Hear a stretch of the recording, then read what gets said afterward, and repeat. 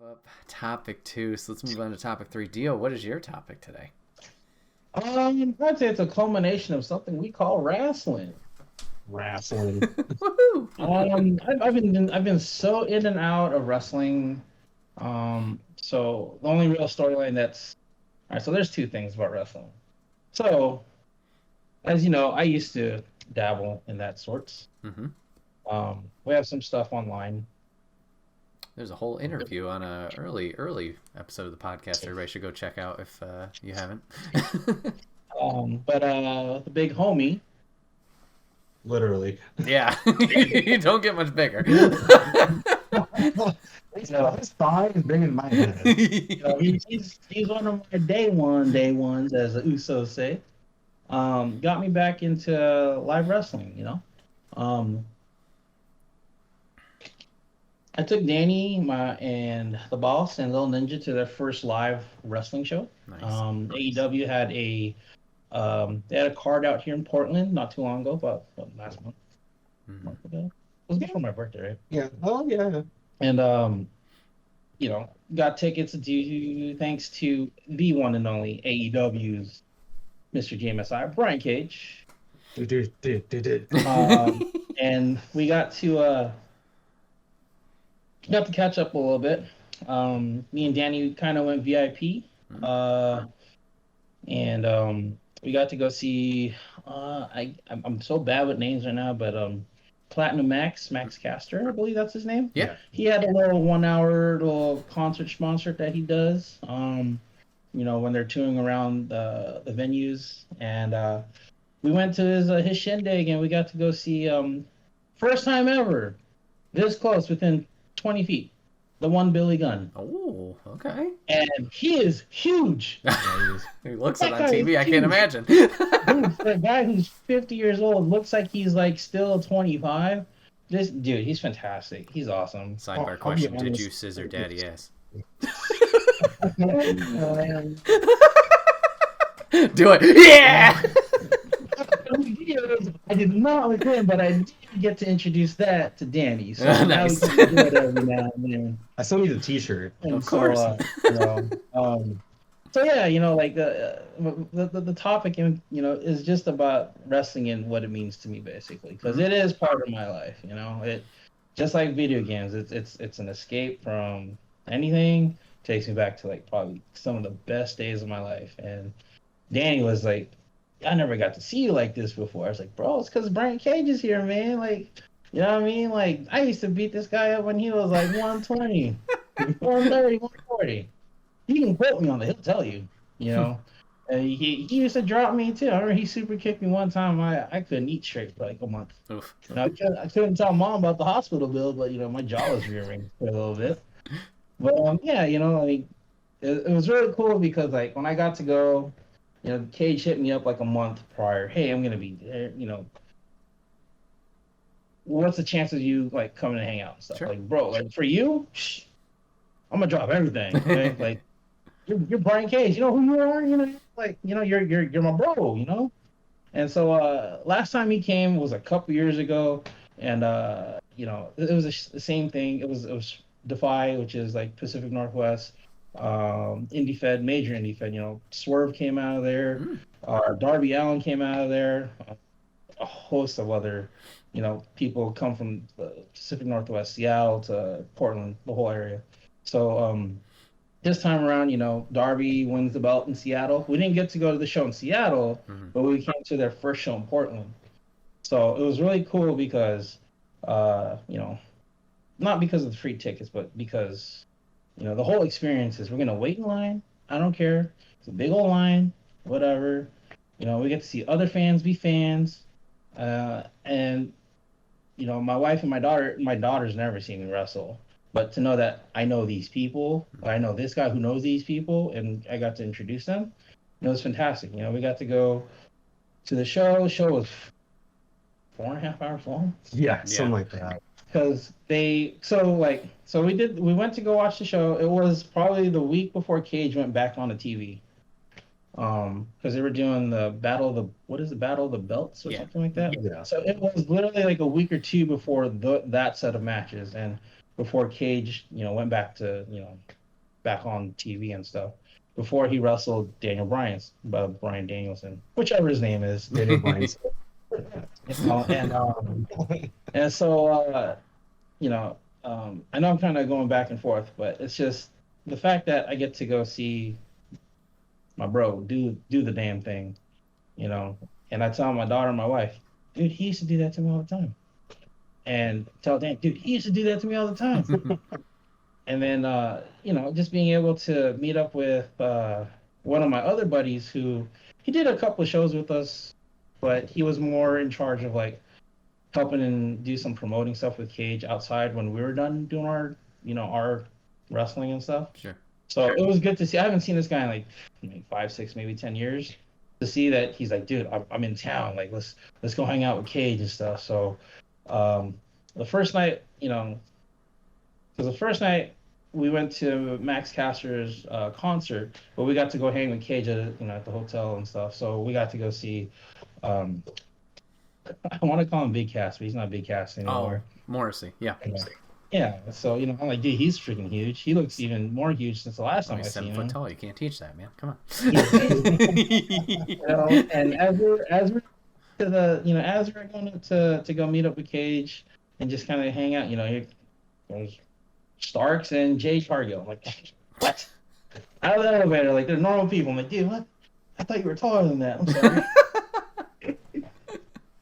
She's really pretty in person. Of course. Just cut in real quick. I didn't say that. I didn't want to mark out and be like, oh man, there's a hotel full of like wrestlers and stuff. Sure. Well, I'm sure that they're on their downtime right now. They'll get hyped later. So it was kind of cool because last time I got to hang out with Cage, it was kind of the same thing. There's another few big namers and just get to enjoy the scenery and just kind of soak it in. And again, you just get to marvel at all the talent that's there and who else did we see? We pretty much saw the whole thing. I think the only person we didn't see like outside the hotel was Chris Jericho. Yeah, Chris Jericho. But we saw pretty much everyone that was on the show.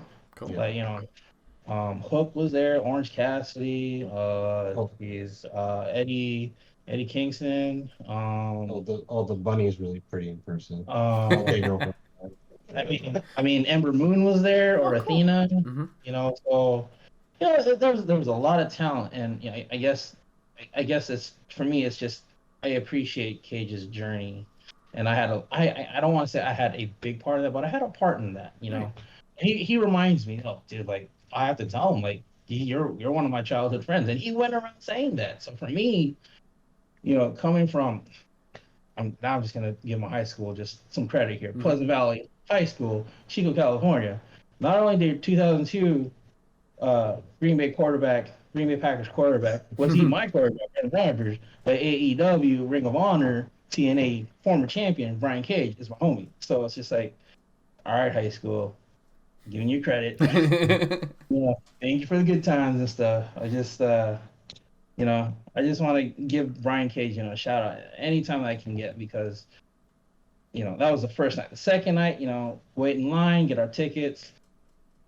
We kind of got lost because I didn't understand how the seating arrangement worked. Wow. So we walked around like we literally made like a circle. Yeah, and the way that it worked was just like section letter, but then like everyone had like the pretty much same tickets. Like our buddy that was there, he owns our room 122 where we do our fighting games. Mm-hmm. Shout out to Andrew. Yeah. He was there with one of our usual chefs, cooks. Yeah, he always does like food services there. Yeah. Shout outs to the other chef.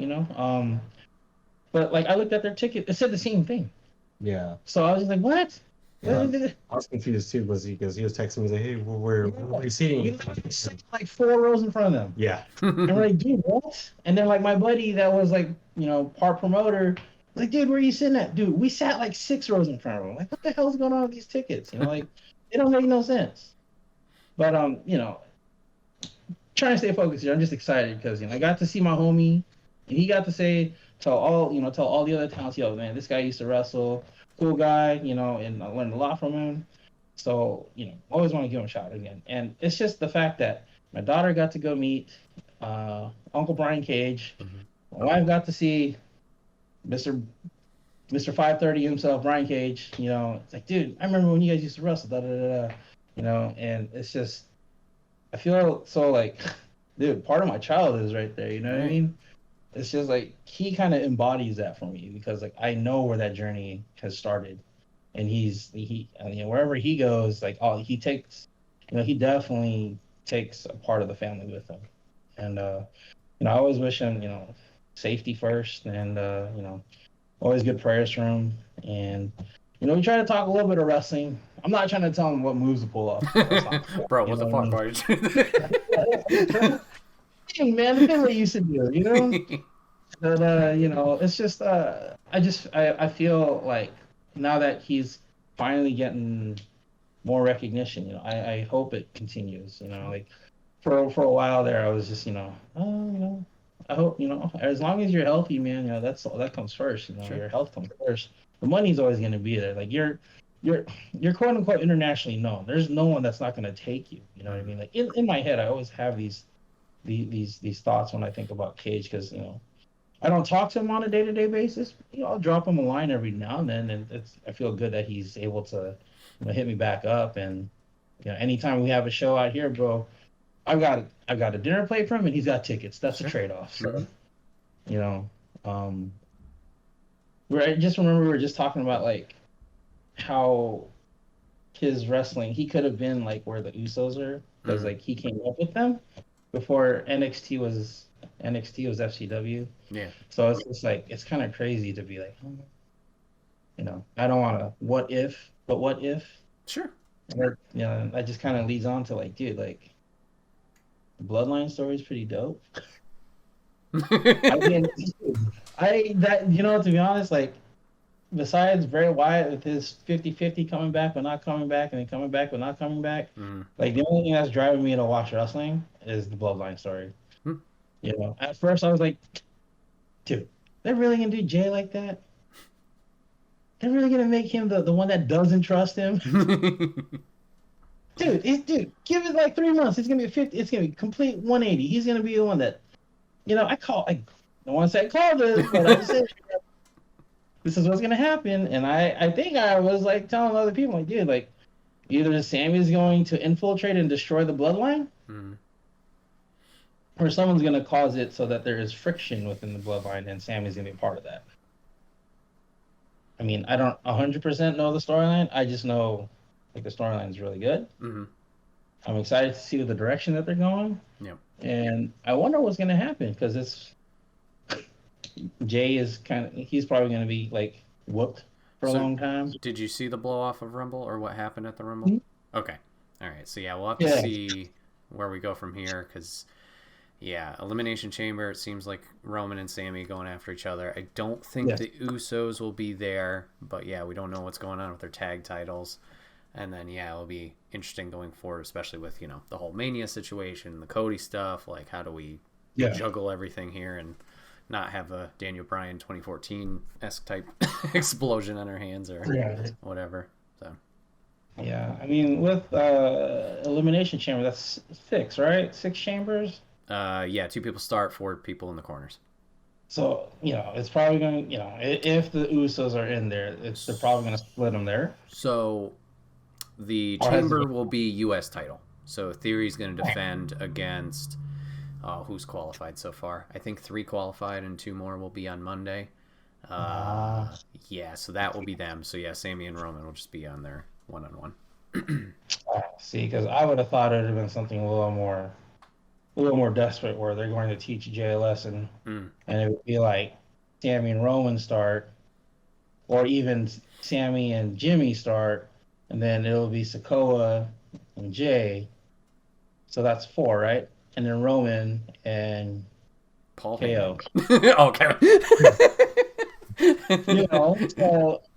It's So, let's just say that it is Jimmy and, this is a hypothetical. Sure. Jimmy and Sammy go at it.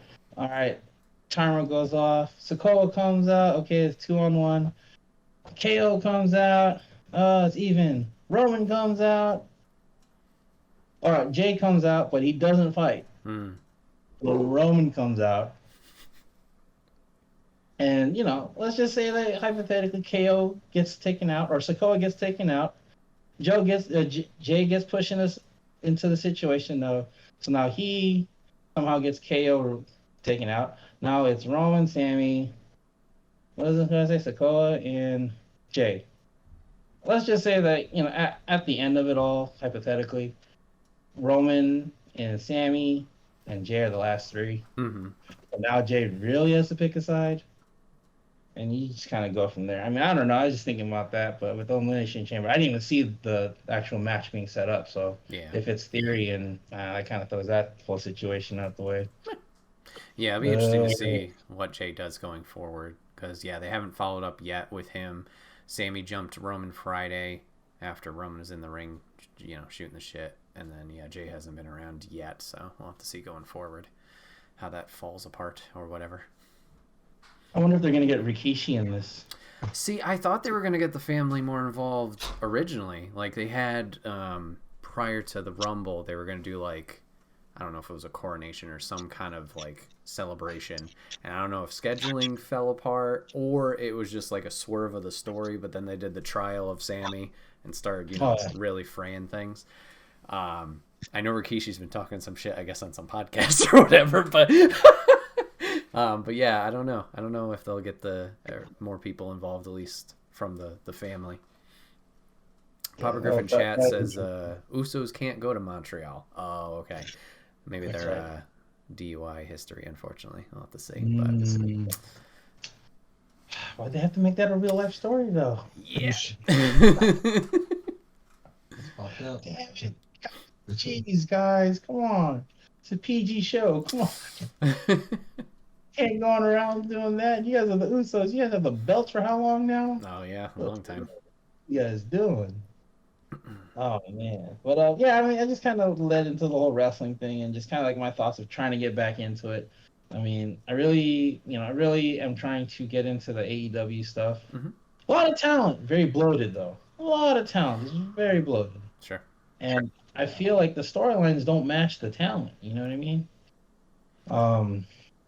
I mean, the MJF thing, anything he touches is gonna be molten lava, Mm-hmm. So I'm 1,000,000% okay with that because I think AEW needs that if they're going to, pursue any potential ratings or whatever. Mm-hmm.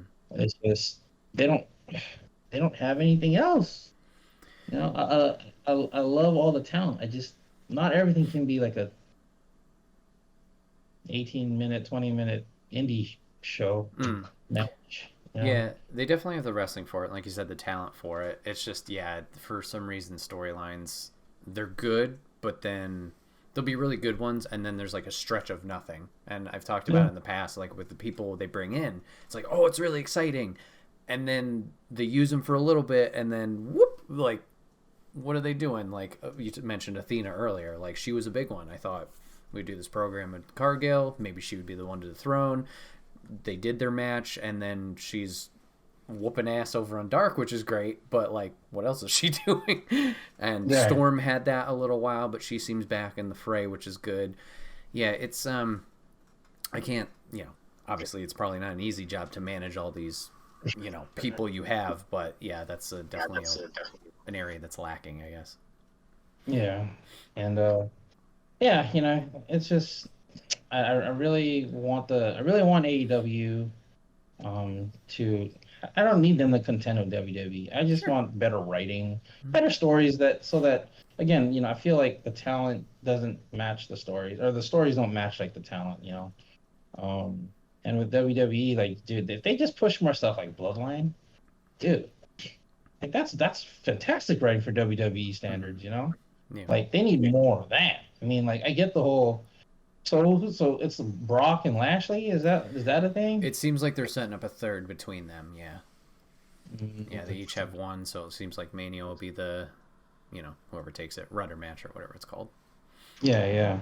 So, I mean, I know with the whole wrestling thing, I'm bouncing back and forth, but man, it's just good time to be a fan because, like, anyone that wanted to have a chance can get a chance now, like... Sure. With the territories and being so more accessible with streaming and all that stuff, and Tony Khan buying everything, hiring everyone.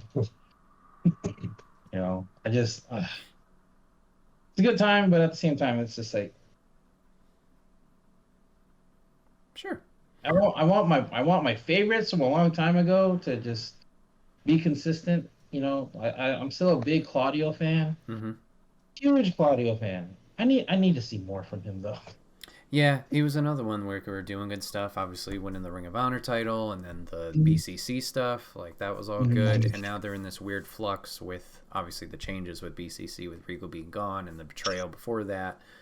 Like, where are they at? I know Mox has got his program with Hangman, which is great, but what are him and Yuta doing at this time? And that could be just me also out of the loop. I don't know. But there's that. Papa Griffin chat. Need more Dalton Castle. True. Yes. Yes. Dude, I'll take some Dalton, some Orange, Cassie, and some Danhausen all at one time. You know what I mean? I'll take all of them. Put them in the stable. Jesus. But yeah, I mean, there's a lot of good, there's a lot of bad. I think WWE, with Triple H being, head of creative, that definitely sparked my interest back into watching, or at least more closely into that programming. And then I know that's a whole can of worms over there with Big Vinnie Mac and his situation. God damn it. But, that's been exciting, and I agree. The Bloodline's been fantastic.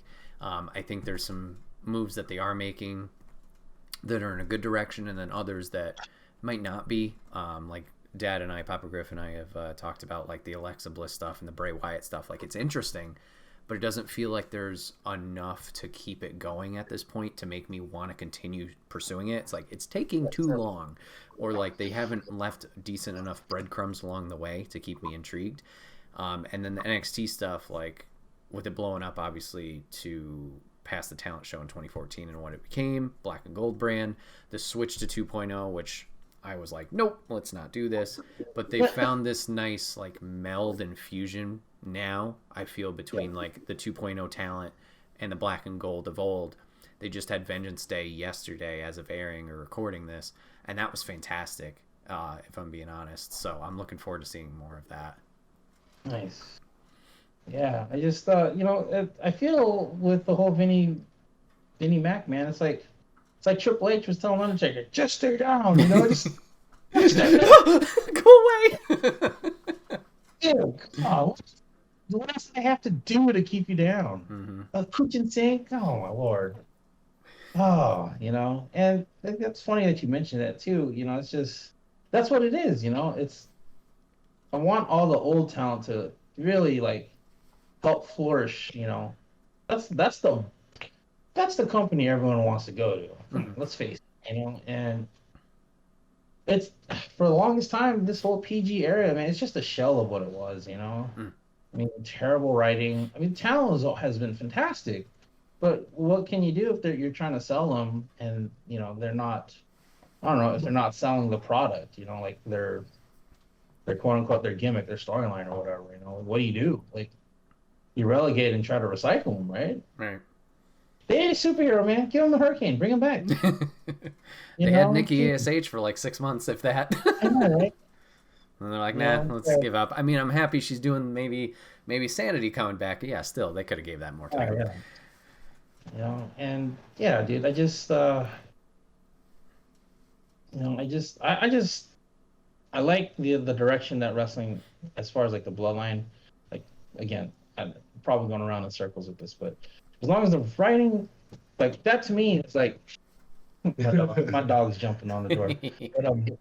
But that to me is like story matches the talent. You know what I mean? Yeah. Like it's like that's what grabbed me. But besides a lot of old school technical wrestling, a lot of brawling technical wrestling. Dude, crazy story like that. I mean, yeah, of course there's DX and Nation Domination, all that in Attitude Era, but like what sold me on that was just, the storyline itself. Like, yeah, I mean, yeah, they can sell the characters and stuff, and things were definitely not as capped, and you didn't have to turn a blind eye back when we were kids, but give me more of that. I'm at the point where it's just like, yeah, the talent's always going to be there. Just give me a good story. Give me a believable, as everyone is saying, it's emotionally drawn. Everyone's on a roller coaster with this. So even if you can see what's going to happen, just give me more stuff like that. Give me more content like that. Absolutely. And that's just I'm gonna tie this back with the whole Brian Cage thing. That's just what I felt like. Talent's always there. He just needs a story that'll fit him. Mm-hmm. I think this is my opinion. Cage, if you see this, I love you, bro. But we just need to see. Thanks for watching. we just need to see like the story, fit the talent. Sure. And I feel with that statement, like he hasn't been given a story that can, match what he's capable of doing. I mean, an example, Lucha Underground, Mm-hmm. Lucha Destroyer. I'll eat that up 24/7. This whole MJF here. Here's money. Break his arm, dude. I'll eat that up too. Give me more of that. Mm-hmm. I hate to say it, but Ryback, feed me more. Give me more. I hate that guy. That's how I feel. When it comes to storyline, that's what I'm looking for to wrestling. Yeah. Whoosh. I feel like I've been jumping from A to B to A to B to B. And then, Danny, what do you think of your throwback into the wrestling or show, at least, getting into that? It's interesting because I stopped watching wrestling maybe around after high school. So it's been a good 10, 11 years. Mm-hmm. Just it's for me, it's over time, just the story didn't really pique my interest. And I ended up being a little more focused on FGC stuff, and so I wasn't into that. But just being thrown back into wrestling, actually going to my first, wrestling event, which, again, shout out to Brian for hooking up, and Dio, of course, for bringing me with you guys. It was definitely really appreciated. Definitely, and you saw my Twitter. It's I feel like a kid again, Mm-hmm. Watching it live. I got really excited when I saw Matt Hardy. I'm like, oh shit, that's Nice. Matt Hardy. Oh my god. It was I because my brother and I, we watched WWF when we were kids. Admittedly, I didn't really watch a whole lot of WCW at the time. But I knew Hogan was there. I had a Hogan figurine. Mm-hmm. So just getting back into that, I really felt like a kid again. It was really cool, but also seeing everyone performing was also really fucking awesome. It's just it's just amazing to see how talented they are, and what they go through, because I never really got too deep into wrestling until I met Dio. Mm-hmm. And then I started watching more the dark side of history on Vice and stuff like that, and it was just really trippy to hear oh, this is what's going on in the back. As a kid you never really think of that. Sure. But then when they started talking to Dio and watching all those those documentaries, it's holy shit, this is kind of fucked up. But it was really cool, and also seeing Chris Jericho for the first time was what? It's I think I was man, might been the only dude that yelled out Y2J. I was for me, that's how I remember Chris Jericho was Y2J, but then no, dude, the Fozzy dude, oh my god. Yeah. That thing was electricity, man. It was, oh my god. Yeah, and I fantastic. Yeah, it was a great time. I was surprised that we watched 4 hours of wrestling, but it was just I was damn, I can't get enough of it. It's because my dad, he's the kind of dad. It's kind of weird. He's kind of the kind of dad I didn't really see a point in going to live shows. He's oh, you can always watch it in comfort of your own home, or just a waste of money. My brother and I never really got to experience that, and me finally getting to experiences, I felt like a kid, and I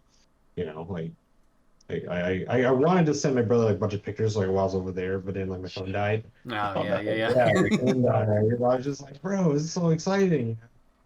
So I would love for my bro to kind of experience that. Dude, next time Cage is here, dude, let me know. Okay. I appreciate that. You already know. I'll trade Cage. I got 2 plates. He'll give us 5 or 6 tickets. I'll give him a plate too. I saw you guys teasing about that. I think it was Instagram or something. It was nice. Yeah, because my brother, he loved wrestling as a kid, and I really felt like I kind of channeled our inner child once again. Sure. So it was a very good time. Oh yeah, we did take Cage out to a local arcade spot, and that, dude, we were So we were trying to kill some time waiting for the Max Caster concert to start. Mhm. And we went to this spot, shout out to not Quarter World, but Ground Control, local barcade, I guess, that's out here in Portland. Their whole back room, so like I'd say like 85% of like their games are in the back room. Okay. Yeah. When we went there, the one night, the one time the cage had like an opening, or just it was like closed to like a VIP party. Ah. I was like, lame. I was like, are you kidding me, dude? Like, do you know who this guy is, dude? Let's just pay for your tab right now. Come on. Just let him get some free video games. God. Sure, you can't be in here. I'm not gonna carry him out, you. Yeah. So we only got to see like the front, like the front two rooms versus like the back room that had like the second story of games and stuff. I mean, like it's you essentially go there and it's an old style like arcade. It used to be quarters, but now it's a card system. Sure. But old school games like the original Punch Outs there. I think they have the original Street Fighter 2, not Street Fighter 2, but Street Fighter. You have Champion Edition. And then they have old games, just a bunch of old games, and I was like, damn, the one time we could have went to Quarter World, even though Quarter World's like super like not as pleasant, or like the arcades are usually not as routinely maintained. So it's almost like it's almost a waste of money if you go there knowing that most of the arcades aren't going to be functional. But last time I was here, Cage was like, dude, where's the dessert spot? I completely whiffed on a dessert spot like by our spot, but he had to stay in Portland because his show was in Portland versus where I live in is Hillsboro. It's like 20 minutes out. So I don't want to chance in like being late or whatever, Right. hold up the show. So, but yeah, wrestling, man, like it's forever engraved along with like video games for me as like as a way to get away from stuff and just daydream. And dude, if I can write a storyline, if I could sell this, maybe I can make some money. I don't know. Well, that's why you use 2K mode, right? And, like, There you go. channel mode. I'm so entertained when you do that too. Like the few times I popped in, I'm just like, man, I don't know if I have the creativity to do that. Like I think you do. I mean, like I would be such a stickler for how my character looks for creator wrestler. Dude, I would take months just to make a character. And then I would have to do a storyline with him and then matches like to get stats and stuff. Like, is that how it works? Like, you do matches to get stats? Yeah, I know that's how it is in the past, right? Yeah, you would start in at least in this past year's iteration. Yeah, you'd be in the PC and you would have your different rivalries or relationships with the other PC members, and there was one asshole who's like your big guy that's your rival or whatever. And yeah, you just kind of interact with people socially differently that way. And then I didn't play too much of it, but you would progress to like NXT, or you could go to the main roster depending on what your choices were, and you would have your interactions there as well, whether it was via social media or in cutscenes with other talent. And you could craft if you want to be a good guy, you want to be a face, you want to be heel, and go from there. So it seemed cool. Yeah. Yeah, because I just remember like my bad experience with like the creator wrestler and stuff was like, Here Comes the Pain PS2. Every single time it's either Undertaker or Brock Lesnar. And I have like stats on like overall like a 63. These guys are like 95s. Like, what the hell is this? Why am I doing that stuff with these two guys? They get like 2 clotheslines and F5. I'm like, oh, this is so stressful. Junk. That is like John Cena's like my tag team partner forever. Like, I can't get rid of this guy. Oh my gosh. Maybe I should do 2K. Maybe I should do a general manager mode. Yeah, GM is amazing. I love the GM mode, but yeah. Well, nice. Yeah, that's awesome. You guys got to do that. I remember tweeting you both when you were going. I'm like, oh my god, it's gonna be great, And yeah, glad you guys got to hang out with Cage. Glad he's doing well, and you guys obviously have kept your connection over all these years. I remember you showing me, the Canyon stuff. That whole pay-per-view, I still have that liked on YouTube, so I could check that out. But yeah, that's awesome. That's awesome. You guys got to experience it, and hopefully, when they do come back, you guys can run it back and have some more fun in general. Yeah, man. I mean, dude, if I'm on the East Coast and Cage is on the East Coast, man, we're gonna get tickets. We'll definitely get up a show. See, I just got to plan ahead, and I got to fly out to you guys and be like, hey, I heard there was tickets. But I'll be the one in the hotel that's like freaking out, like calm down. You don't want me around. That was me with Jade Cargill when I saw her in the elevator. I'm like, she's so pretty. Bunny, she's really cute. I think. Oh man, please, bro, it'll be okay. Yeah, let me take off the jacket. Get a little warm. This hotel's kind of hot. Yeah, no, like really. I was like telling you, I'm like, like cameras don't do them justice. They're so like they're pretty. Yeah, she shout out to Jade Cargill. Yes, and the bunny. Honestly, I think all that dumbass that yelled at. I was like, it's okay to be a fan, bro. Like, it's just like, like Kate said, when they're on their downtime, they're still humans, and I think that was something too, because like when we got there was like a small group of like fans just kind of posting up by the entrance of the hotel. Sure. Yeah. And I was just like, those guys are wrestlers, but those guys are. Oh yeah. We'll just go, and just treat them like normal human beings. Oh, yeah. I get that because it's their off time. You want to relax before a show. You don't get them in any trouble. Yeah. So I mean, like, next time for sure though, we'll definitely get pictures, because I was legit like, I know Cage introduced me and stuff, but I still feel like, I'm sure these guys are getting ready to pretty much fly out anyways. They literally stayed at the hotel that was like literally like 5 minutes from the hotel, from the airport. So some of them were, as Cage calls it, getting red eyes and stuff, or getting ready for red eyes. Yeah. And we'll get pictures next time for sure. Yeah. Cool. Well, very nice. Well, everybody, that is going to wrap up this week's episode of the Wait, What Are We Talking About podcast. My name is Brett, a.k.a. Enigma911, and today I was joined by Dio at DOMWF and Danny at Castine once again. Gentlemen, thank you for joining today. Thanks for having us, dude. Yeah, anytime. Of course.